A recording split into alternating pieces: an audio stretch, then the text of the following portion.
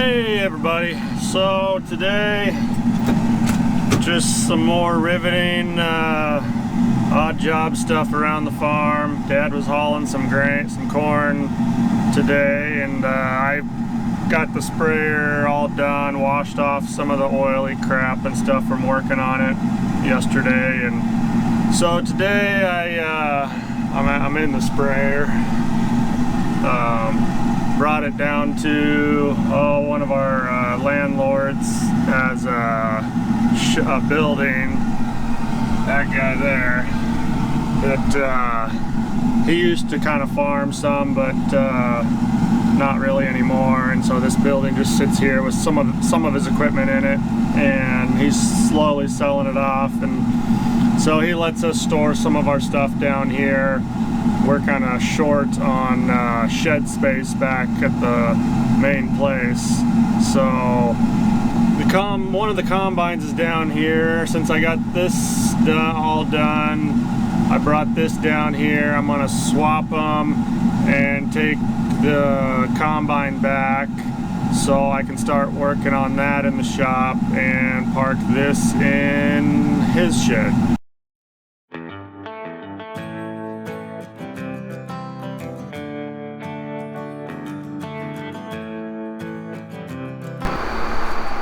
Well, now to see if we can get the old girl to start. Hopefully the batteries aren't dead. That's always fun. All right, let's see if this will start. Fingers crossed.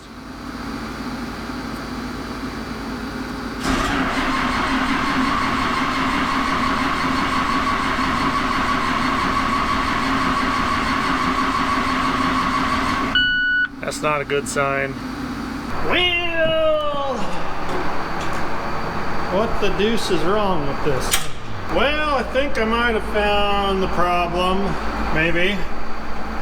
If you can see it down there, see that dripping? I think I got a fuel line down here that's leaking, and so possibly, I don't know, I would think it would still start, but if that's leaking it bad enough, I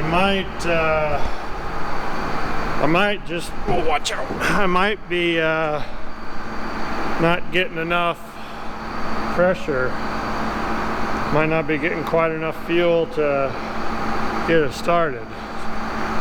I'm gonna have to do some more investigating.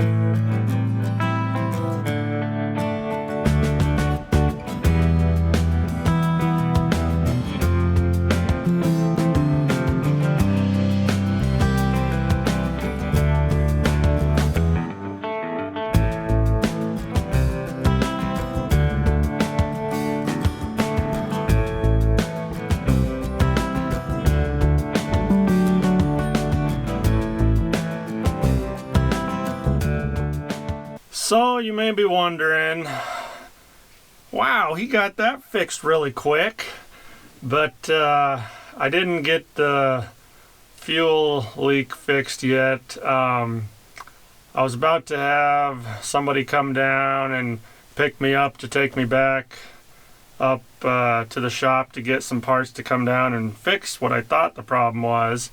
And then Dad called me back, and after I called him and told him what was going on, and he made me realize that I had a giant brain fart moment, and I wasn't on here. You have to get it to start there on the throttle. If you look, it says, oh gosh, that's loud. It just says stop right there. Well, when the throttle's all the way back, that's how you turn the motor off, and it won't start with it back here. So all I needed to do was put it up there, and then ta-da! So that was my nice brain fart moment of the day.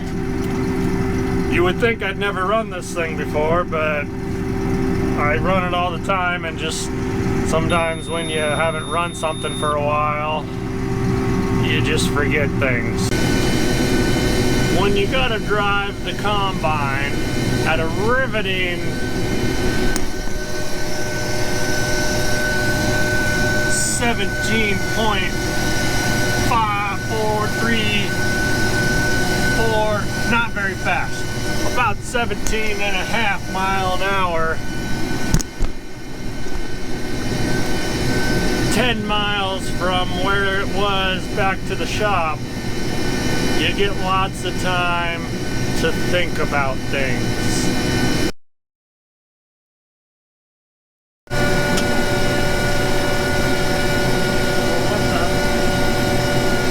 Got a couple guys just chilling out in the middle of the road here.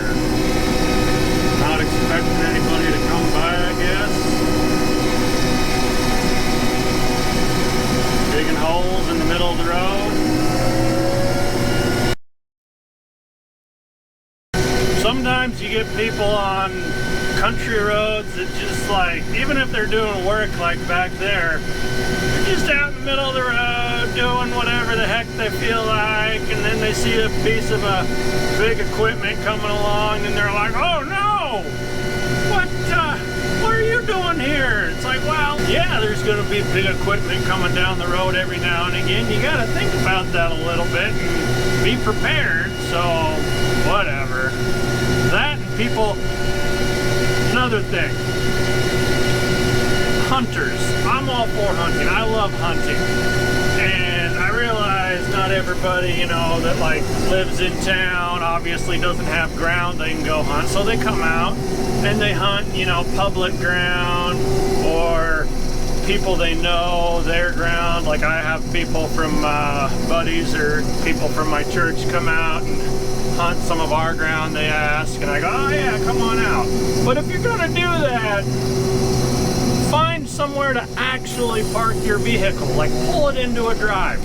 Don't park on the side of the road with your butt sticking out, you know, halfway out into the middle of the road, because it's like, that's during fall harvest, and there's gonna be a crap ton of equipment, combines, tractors and grain carts, semis coming down the road, and they need to be able to get around you. And when your butt's hanging, or your vehicle's hanging halfway out into the road, it's not easy. So if you're somebody that likes to come out and hunt, good, great, enjoy it, but find a place to actually park your vehicle off the road.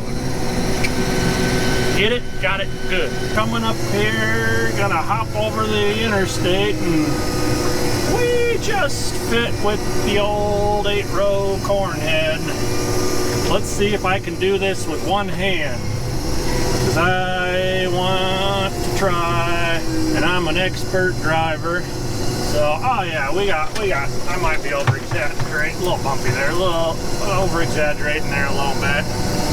You can kind of see like, oh, there's a rail there, and there's a rail there, and look at all that. That would suck to fall down there. But yeah, when we got the bean heads on, those are a little wider and don't fit across. So then we got to take them off to get to the fields we have down there where I came from. And Dad like has this thing about having to take the heads off and put them on the trailer and then take them down there. It's really not that hard. I mean, it takes maybe 5 minutes to unhook and set the head off, and then, you know, another 5 minutes or maybe a freckle more to hook them back up and stuff. But I mean, it makes it way easier, you know, than trying to go down the road with a big old platform head on the combine, and you meet somebody, you got to get way over and into the ditch. Hopefully that you can get in, it's a nice mellow ditch you can get over in, but It really sucks when you meet like another combine. Oh geez, that is not fun. But yeah, I don't know where I was going with all that. We're almost home. About another mile. Look at that, we're almost home. And look at that, there's Dad. He's probably gonna try to beat me to the corner. Oh, roll through that stop sign there. Good thing there's no coppers out here.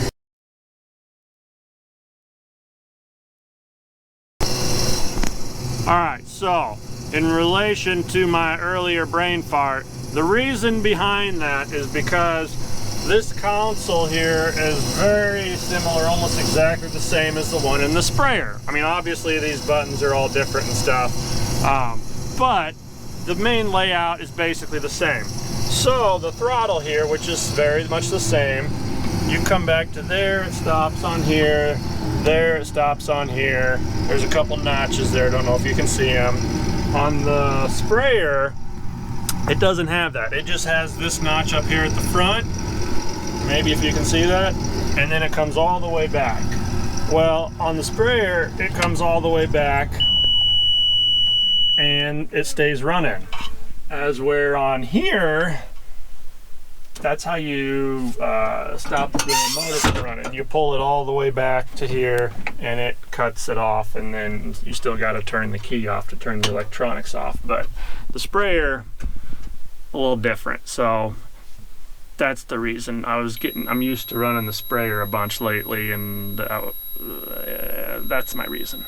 So got the shop tidied up a little bit. I'm gonna go set the corn head off, that guy, because our shop isn't quite big enough. Well, we can fit it in there, but it's real tight, and we got to order parts for the corn head, so it'll be a while till they get here.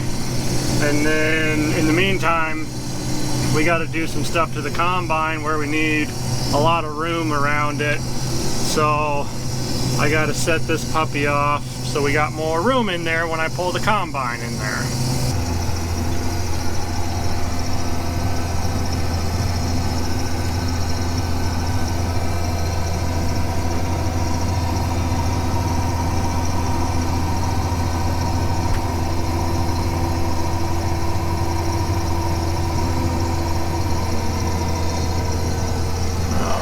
Good deal.